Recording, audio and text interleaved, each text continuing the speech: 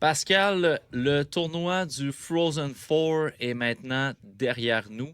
Donc, la saison NCAA est terminée.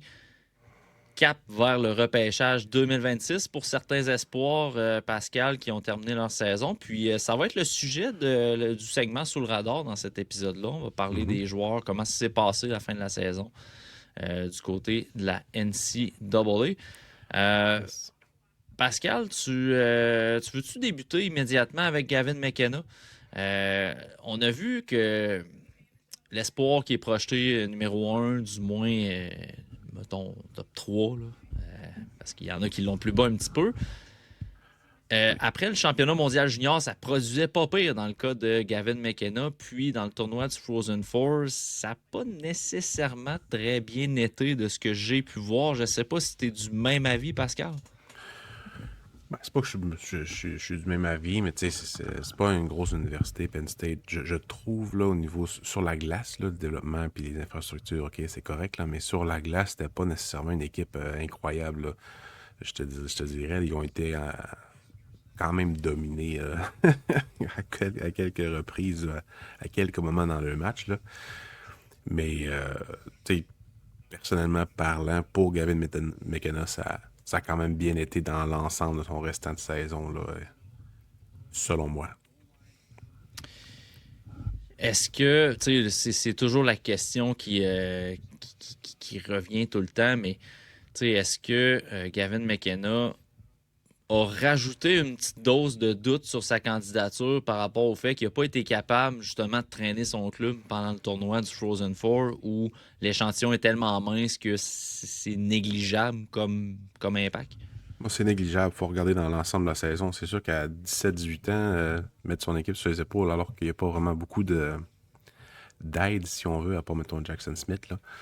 Euh, Tu peux pas t'attendre à ce qu'il domine, surtout pas avec Penn State. Fait que c'est minime comme échantillon sur l'évaluation globale du joueur. Il faut revenir à qu'est-ce qu'on lui reprochait au début de la saison, puis qu'est-ce qu'il a fait de mieux en revenant du championnat du monde junior quand il se battait pas d'un bord. Donc, ça n'a pas jeté un doute. T'sais, le restant de sa saison a fait complètement le contraire. Dans le fond, ça l'a quasiment remis dans le débat, parce qu'il y a plusieurs qui l'écartaient complètement du débat pour le premier choix au repêchage. Donc, on parlera en détail vraiment de qu'est-ce que j'ai trouvé de sa saison, là, mais statistiquement parlant, de tous les espoirs de la NCAA, il a été le plus dominant à tous les points de vue, là, éligible au repêchage, je parle. Puis ça, pour la saison, est-ce que tu voulais en parler immédiatement, Pascal, ou tu nous gardais ça pour ton vidéo finale de liste qu'on aura encore cette saison d'ailleurs, là? Ben, je peux en parler quand même, là, pour donner un petit peu de contenu, mais tu sais, qu'est-ce que j'y reprochais personnellement, c'est vraiment de faire des jeux sans vraiment s'adapter à la qualité ou à la lecture de ses coéquipiers. Tu sais, quelqu'un qui rend meilleur ses coéquipiers, c'est quelqu'un qui s'adapte un peu à leur jeu, à leur niveau. Donc, tu sais, on se disait, tu sais, on voit bien qu'ils jouent pas avec des joueurs qui ont un talent immense. Puis là, ils arrivent au championnat du monde junior, ils jouent avec des gars qui ont un talent incroyable en H puis en Martin. En Martin, en Brady Martin. Donc, tu sais, il arrive là, puis ça a vraiment mieux été. OK, ouais, il y a peut-être un impact au niveau des coéquipiers. Avec là, est-ce qu'il va être capable, en revenant à NCAA, à se réadapter à ce niveau de jeu-là, puis à ce niveau de jeu-là, puis à ressortir? Ben, ça a été un peu le cas. Dans le fond, ses passes étaient plus réfléchies un peu. Il était moins en réaction de tout le temps renvoyer ça dans le milieu alors qu'il n'y avait personne. Ça arrivait quand même assez souvent. Ça, j'en ai parlé dans quelques textes. Qu'il allait chercher la rondelle dans le coin de la patinoire. Ben, il se faisait. La rondelle est dans le coin de la patinoire, il allait la chercher, puis il essayait de faire des jeux. Puis sans regarder, il l'envoyait dans l'enclave. Mais l'aveuglette dans NCAA, il est moins talentueux que l'aveuglette dans la naissance de hockey. Donc, il faut absolument que tu t'adaptes. Puis si tu n'es pas capable de t'adapter, ben ça prouve, tu deviens un Robbie Shrimp à ce genre de joueur-là. Là, mais il a été capable après la saison, donc ça a quand même calmé quelques doutes qu'on pouvait avoir. Puis l'aspect physique n'a pas été tant un aspect important non plus. Là, on aimerait ça qu'il soit plus physique, on aimerait ça qu'il soit plus défensif. Mais ça ne sera jamais sa chaise. Donc, il faut juste pas qu'il soit une douille à ce niveau-là chez les professionnels. Mais je pense que ça va bien aller pour la suite. Là. J'ai quand même confiance en lui. Là. Du côté des Wolverines du Michigan, Adam Valentini. Mhm. qui s'est rendu plus loin là, que Gavin McKenna parce que Michigan avait tout qu'un club, là, on va se le dire. On a pu le voir aussi en observant Michael Age.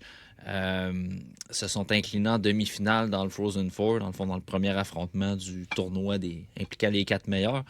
Bref, qu'as-tu pensé de la fin de saison de Valentini avant son repêchage? Il a été solidement constant, Valentini, tout au long de la saison, je te dirais. Là.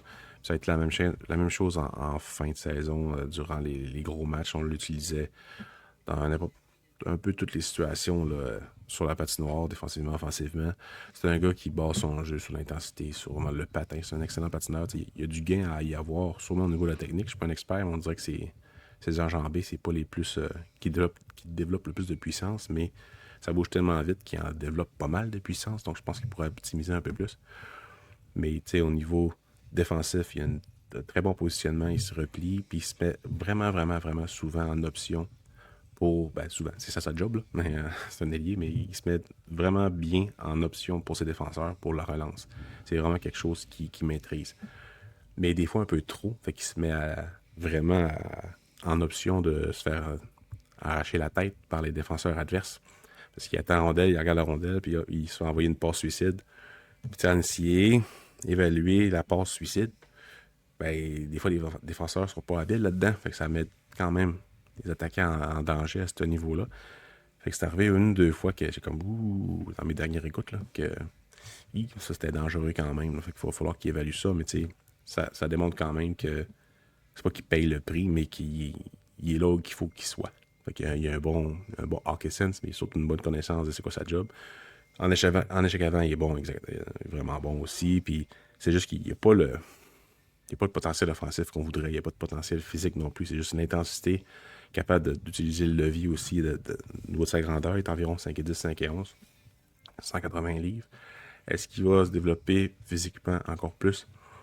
C'est ce qu'on pourrait se demander. Fait que je ne sais pas s'il va sortir en première ronde. Moi, je l'avais en première ronde dans mon mid. Je sais pas s'il va sortir en première ronde au repêchage. Peut-être que les équipes vont avoir peur un peu, mais il est tellement facilement projetable que tu te dis, tu sais, un choix de début de deuxième ronde, c'est très fort possible là, parce que il y a un peu de tout. Il est bon dans un peu de tout, mais le edge qu'il a de plus, c'est qu'il est vraiment intelligent et il a une très bonne mobilité. Fait, il y a comme une game B facile. J'aime ça, l'expression Game B. On en avait parlé dans un récent podcast, puis c'est vrai que c'est une belle façon d'aborder les choses. Je pense que c'était quand tu parlais des leçons du passé, justement, dans le cas de Jacob Perreault et d'Alexander Holtz. Exactement, oui. C'est vrai que souvent, on a tendance à le négliger, mais quand ta force primaire ne fonctionne plus, ben, si tu n'as pas d'autres outils à offrir, ben, ça fait des cas qu'on se demande, ben voyons, pourquoi ils n'ont pas réussi dans la Ligue nationale? Game B. C'est ça, exactement. Pascal, parle-moi de Ilya Morozov. C'est un des joueurs qui, après le prélim, si je me souviens bien, t'avait beaucoup plu dans tes visionnements. Est-ce que ça s'est perduré durant la saison? Même affaire avec Valentini. Je n'avais pas regardé avant mon prélim. Puis dans les jours d'après mon ranking, j'ai regardé Valentini, j'ai regardé Morozov. J'étais comme, j'avais juste pas eu le temps à cause d'une panne de courant qui a duré 60 heures. Là. Mais c'est ça. Fait que oui, ça s'est perduré, mais sa production offensive a largement chuté. Là. Dans les 15 premiers matchs, il y avait genre environ 12. C'est con parce que je l'ai marqué dans un texte que j'ai pas encore publié, mais j'ai oublié. Bref, il y avait mettons, 12 points en 15 matchs. Puis la saison a fini, mettons, à 35 matchs, 40 matchs. Puis il a juste rajouté 7-8 points. Là. Fait qu'il y a quand même une bonne drop de production. Il s'est battu contre des meilleures équipes aussi, donc ça n'a pas aidé. Puis c'est un gars qui est utilisé sur le premier piqué, premier avantage numérique, puis premier trio, deuxième trio, ça dépend. Là. Mais tu sais, il est énormément utilisé. C'est un gars physique, c'est un gars qui s'impose, c'est un gars qui est... Son explosion n'est pas nécessairement là, parce que son physique est assez imposant. Là. J'ai pas les chiffres, là, je ne me rappelle plus, mais c'est genre 6 pieds 2, 6 pieds 3, 200 livres. Là. Fait que, au niveau du développement, il est quasiment... C'est un homme. C'est un homme, puis il est quand même assez jeune. Là. Fait que c'est assez intéressant. Je sais pas quel bord qu'il va prendre, dans le fond. T'sais, c'est au niveau des entrevues, peut-être qu'on aurait une meilleure idée là, de voir tout son développement physique et toute sa force. Fait que peut-être que le combine, ça va être intéressant pour lui de voir ses résultats. Mais ça, c'est une force un petit peu. Tu sais, Oliver Sovento qui joue en Liga cette année. Ben, c'est peut-être une version un, un peu en dessous de lui, dans le sens que ben, Sovento, il joue contre des professionnels, là. Ça aide un petit peu. Il est peut-être un peu plus mature au niveau de sa game, mais tu sais, Morozov, il n'y a, pas il y a pas un mauvais tir. Tu sais, un peu comme Valentini, il coche toutes les cases, sauf qu'il y a peut-être moins de patins, mais il y a le physique qui est vraiment là. Fait que tu as comme deux profils de joueurs facilement transposables au niveau de la ligue dans un rôle de profondeur. Tu sais, c'est pas des joueurs que je projette deuxième trio vraiment, là, les deux. Là, tu sais. Middle six, dans le sens qu'il pourrait peut-être produire et être un très bon joueur complémentaire, mais de vraiment baser ton noyau top 6 sur incluant Morozov ou Valentini, c'est comme inclure Kapanen dans un top 6 à long terme.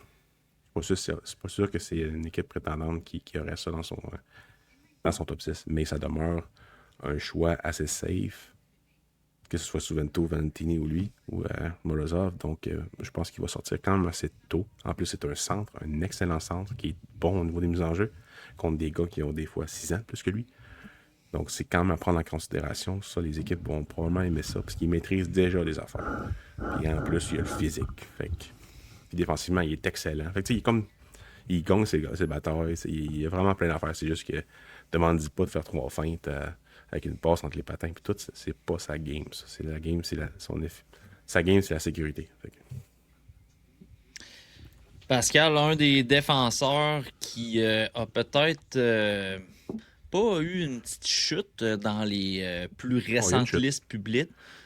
Ouais, ben, ouais, Une appelons-le chute. ça de même, une chute. Une chute. Ouais.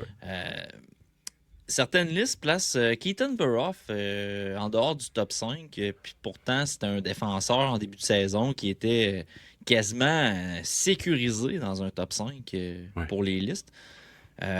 Comment, avec une question à deux volets, mettons, comment expliques-tu cette chute-là, puis qu'est-ce que tu as observé justement pour la fin de saison qui pourrait peut-être justifier justement cette chute? Ben, les listes qu'il avait premières, qu'il avait au premier rang, on va y aller comme ça. C'est des listes un peu plus réactives. C'est-à-dire que quand tu sors une liste par mois, c'est normal que. Tu sais, Corey Pronman, il a fait un peu ça cette année. Là. Il y avait Tynan Lawrence en décembre premier. Après ça, ça a été Ivar Stenberg. Après ça, ça a été Veroff. Après ça, ça a retourné McKenna. Tu sais, c'est comme. Mais c'est des tendances tout le long de la saison moi, je trouve ça assez spécial parce que quand tu fais un classement, c'est ta projection qui te permet de classer un joueur à tel rang. Fait que quand ta projection change au mois, ben, tu sais, parce que peut-être que tu pas assez de visionnement ou whatever, mais tu sais, c'est ça. J'aime pas Ben, ça ou, faire ça à tous les mois. ou c'est où c'est dénué de projection puis que c'est basé sur les performances strictement. C'est à se poser la question. Je Ouais, dis c'est pas ça. que Mais c'est tu sais, ça, mais c'est à se poser la question. je questionnerai pas son. Il y a beaucoup de personnes qui questionnent son travail, donc je m'ajouterai pas j'ai pas besoin de le faire. Là. Mais c'est ça. C'est faire des listes, ben, toucher à ta liste à tous les fois que tu regardes les espoirs, je trouve ça. Je trouve ça dangereux parce que des fois, tu oublies un peu le recul que tu as besoin pour faire le classement. Bref. Puis pour Veroff, ben, c'est parce qu'il y a un manque de. Il y a un petit manque de progression dans ce qu'il y avait comme problématique. T'sais. Il y a un très bon patin, mais il manque de patin sur courte distance. Fait que pour défendre, avoir des réactions rapides pour défendre, en fond, pour vraiment s'adapter au déploiement, ben, à quelqu'un à quel angle qui t'attaque, c'était un petit peu un problème. Offensivement parlant, il y a encore un excellent shot, il y a encore une très bonne protection de rondelle, puis capable de repérer les joueurs de façon vraiment efficacement, mais devient un peu télégraphié par moment, fait qu'il crée des revirements, surtout dans sa zone dès qu'il est en. Tu sais, ça a été un gros problème cette année, puis c'est encore le temps. C'est-à-dire, dès qu'il est sous pression, puis qu'il faut qu'il agisse vite avec la rondelle, il l'envoie n'importe où, puis il crée des revirements. C'était vraiment pire l'année passée, donc à ce niveau-là, il y a une amélioration, mais tout au long de la saison, ça n'a pas été tant amélioré. Fait que, d'après moi, c'est ça qui a commencé à refroidir un peu les, euh, les observateurs d'espoir, dont moi. Mais il ne chutera pas super loin non plus. Là. Il était déjà 5 ou 6 là, dans ma liste. 4, 5 ou 6, je ne me rappelle plus au niveau du mid. Ça va probablement être encore dans ces environs-là parce que veut pas, le profil demeure vraiment intéressant. Ça demeure un gros défenseur droitier qui a une bonne mobilité, qui a un bon shot, puis que si il améliore des trucs comme son jeu de pied à courte distance, comme sa prise de décision, surtout sa prise d'information sous pression, toutes des affaires qui se travaillent, parce que sa compréhension est là pareil. Il sait quoi faire.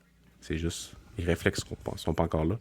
Donc, une fois ça va être réglé dans une bonne organisation, aucun problème. Oscar Hemming, Pascal, c'est un joueur que ça a été long avant d'avoir un échantillon. Ouais. Là, la saison est terminée. Un échantillon un petit peu plus précis, disons, du jeu d'Oscar Hemming. Comment tu as trouvé sa fin de saison? Pour lui, il faut vraiment pas regarder sa production offensive. J'aurais aimé plus de production offensive, mais mettons, il a fait 7-8 points là, en 19 matchs. C'est pas beaucoup, là. Mais mettons, sur 6 passes, il y en a 5 qui sont primaires, puis il y a 52 mises en échec. Fait que, il est arrivé, il manquait, il y avait de la rouille. Il a réussi à faire des jeux quand même, mais il s'est concentré sur bon, ben, je vais m'imposer physiquement, je vais essayer de bien jouer défensivement, puis offensivement, je vais mettre de la pression, je vais essayer d'être un bon élément complémentaire. Puis, ben, ça a fonctionné quand même. Donc, j'aurais aimé ça que James Higgins, ça fonctionne avec lui, mais c'était pas toujours l'idéal. Donc, c'est ça. C'est pas la chimie nécessairement, mais il ne faut pas t'arriver en fin de saison. Tous les trios sont faits. Fait que c'est ça. J'aurais aimé j'aurais bien aimé ça qu'il y ait un peu plus de production, mais ça n'a pas gros d'impact dans mon évaluation pour lui parce que je sais. Je sais. Moi, je sais. Je sais, moi, qu'est-ce qu'il va devenir. Non. Elle sait, Mais, moi. Elle sait, moi. Elle sait. Non, moi, je sais. Fait que, excusez. Moi, j'ai arrêté d'imiter des gens. Mais sa projection, je la vois, c'est dans un top 6 dans le national de hockey. Puis un gars de ce gabarit-là, de cette fougue-là, on en voit un avec les Canadiens en ce moment là, qui vole puis qui revole quand il plaque. Là. C'est pas le même genre, mais c'est un Parle de physique qui? comme ça, de Henderson. C'est un physique comme ça, puis il pourrait jouer ce rôle-là, en plus d'avoir des mains puis un peu de vision. Fait que moi, je suis all-in là-dessus. Il a pas la même mobilité. Là. Il est quand même mobile, mais c'est pas Henderson. Ce gars-là, c'est un train quand il se décide. Donc, c'est un joueur que j'adore. Puis je suis pas mal sûr que les équipes vont l'avoir très haut sur leur liste parce que c'est pas un gros repêchage. Fait que si, mettons, t'es 7 ou 8, puis il est encore là, tu sais, comme, bah, On va le prendre. je vais le prendre au pire. Je vais l'essayer. Un gars de genre 6-5, là, 200 quelques. Oh, ouais, donc. On a parlé beaucoup, Pascal, de Tynan Lawrence pendant Ouais. la saison. Puis pourquoi on en a parlé beaucoup, c'est qu'au TSLH Espoir, c'était pas un joueur qui était nécessairement, j'allais dire excitant, mais tu sais, un profil qui était adulé et adoré par nos observateurs comparativement à ailleurs, mettons. Donc, c'est sûr que les classements de Tynan Lawrence du côté du TSLH Espoir étaient peut-être polarisants par rapport à ce qui se faisait ailleurs. Tynan Lawrence était classé haut dans plusieurs listes. De notre côté, c'était plus conservateur, si on veut. Il était plus éloigné. On en a parlé beaucoup durant la saison. Là, la saison est terminée.